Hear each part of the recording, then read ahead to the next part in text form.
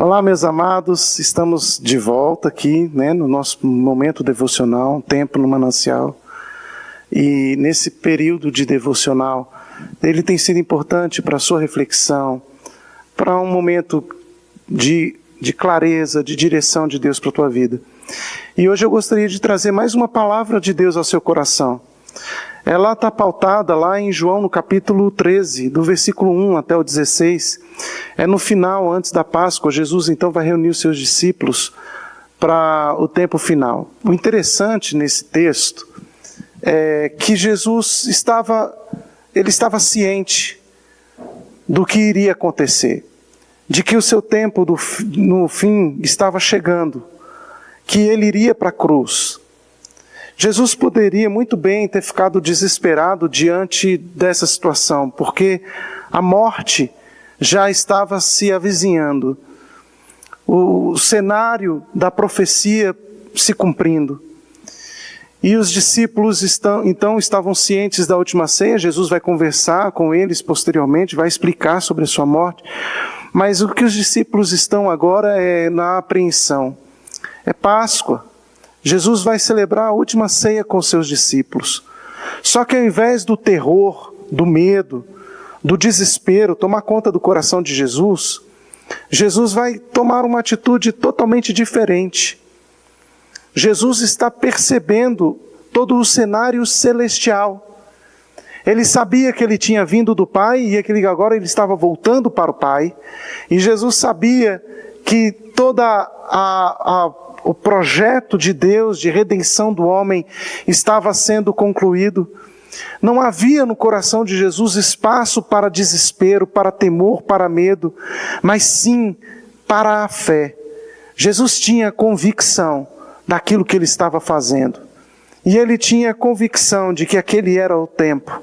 Então ele vai celebrar a ceia com os discípulos, não com um ar de saudade, mas com um ar de festa e de liberdade, porque ele sabia que o tempo da libertação estava para acontecer. Ele sabia que a verdadeira Páscoa estava para se manifestar. E nesse período de Páscoa é exatamente o período em que Jesus entrega a sua vida para morrer pelos pecados naquela cruz. Então agora, ele vai reunir os discípulos, ele vai tratar da vida espiritual dos discípulos como? Ele vai lavar os pés dos discípulos. Um momento de tensão, um momento de apreensão, no momento em que Jesus sabe que está para ser entregue. Ele sabia também que havia no meio deles ali uma pessoa que iria traí-los, que era o próprio Judas, e Jesus pega uma bacia com água e vai lavar os pés de todos os seus discípulos, inclusive do traidor. E Jesus lavando, ele vai falar: olha, estou lavando o pé de vocês e essa água está lavando a vida de vocês, de quase todos vocês. Porque de um ali não estava sendo lavado. A alma não estava sendo lavada, o espírito não estava sendo lavado, era de Judas. Mas Jesus vai lá e mesmo assim lava os pés de todos e serve a todos. Vocês sabem que esse ato de lavar pé é um ato que era muito comum no Novo Testamento, na época de Jesus, e só quem lavava os pés eram os escravos. Os escravos lavavam os pés dos senhores. Jesus, durante 3 anos, serviu aqueles homens com ensino, sendo mestre deles. E de repente Jesus vai dar uma lição de moral nesse pessoal, lavando os pés deles.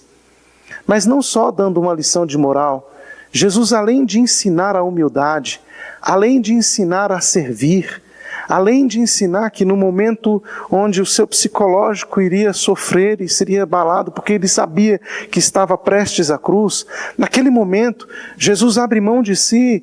Ele podia chegar para os discípulos e falar: olha, vamos fazer o seguinte, para tudo, eu não estou para atender ninguém, agora eu vou me recolher, porque a situação está complicada, os momentos agora vão ser difíceis, e os próximos dias agora são finais da minha vida, então eu preciso...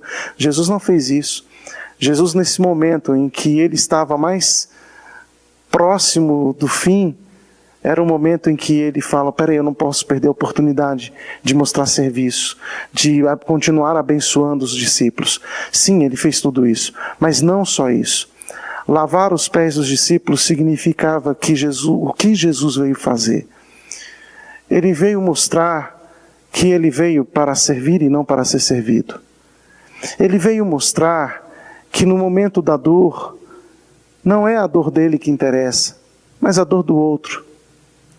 Que ele veio para amar e servir e dar a sua vida. Sabe, queridos, o propósito de Jesus lavar os pés dos discípulos é dizer: olha, eu estou abrindo mão das minhas verdades, eu estou abrindo mão de mim, para que você seja bênção, para que você seja vida, para que vocês sejam restaurados, para que vocês não fiquem machucados e feridos. Jesus o tempo inteiro procurou servi-los em graça e amor. E aí Jesus vai falar: olha, aquele que quiser ser maior, que sirva. Quem quiser ser grande, que seja o menor. Aquele que quiser aparecer, apareça no serviço.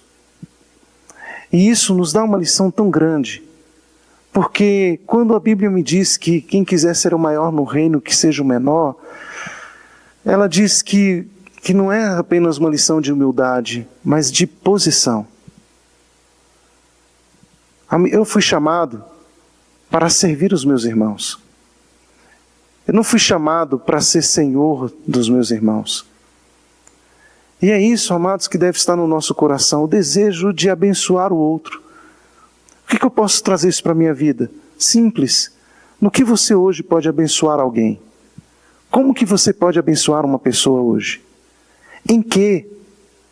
De repente você pode ajudar a sua esposa lavando a louça e servindo-a nesse aspecto. Ou, de repente, arrumando o lençol da cama. Você pode ajudar o seu marido, ajudando naquilo que ele está tendo dificuldade no seu trabalho, nas suas coisas, tarefas também que ele tem que fazer dentro de casa, ou até mesmo no carro. Seu marido vai lavar o carro, vai lá ajudá-lo. Em que posso servi-lo? Se nós começarmos a servir uns aos outros, os filhos servindo os pais servindo os filhos, marido, esposa, marido, se a gente cria num ambiente familiar, um ambiente do serviço e do amor, onde nós podemos ser servos uns dos outros com graça, nós podemos servir os outros. Nós não vamos ter dificuldade de ser servos dos outros, podemos servir as nossas vizinhanças. Nós temos agora as pessoas dentro das suas casas, elas podem ser servidas. Como que nós podemos servir os nossos vizinhos? De repente eu posso servir o meu vizinho varrendo o quintal da casa dele, a frente da casa dele. Eu posso ser servo do meu vizinho, ajudando a de repente a cimentar a frente da casa que está quebrada lá. Eu posso ser servo apenas fazendo um bolo e oferecendo para aquela pessoa que está necessitada. Eu posso servir, gente. Você pode servir. É isso, o reino de Deus é serviço. É o tempo inteiro olharmos para o outro. Peraí, como que eu posso servir? Como que eu posso servir no trânsito? Como que eu posso servir na igreja? Como que eu posso servir o meu irmão? Como que eu posso servir essa pessoa? Como que eu posso ser servo dela? Como que eu posso ser servo de alguém? Jesus, quando serviu, somente os escravos lavavam os pés. Jesus estava falando: eu não sou o seu Deus, eu sou o seu servo.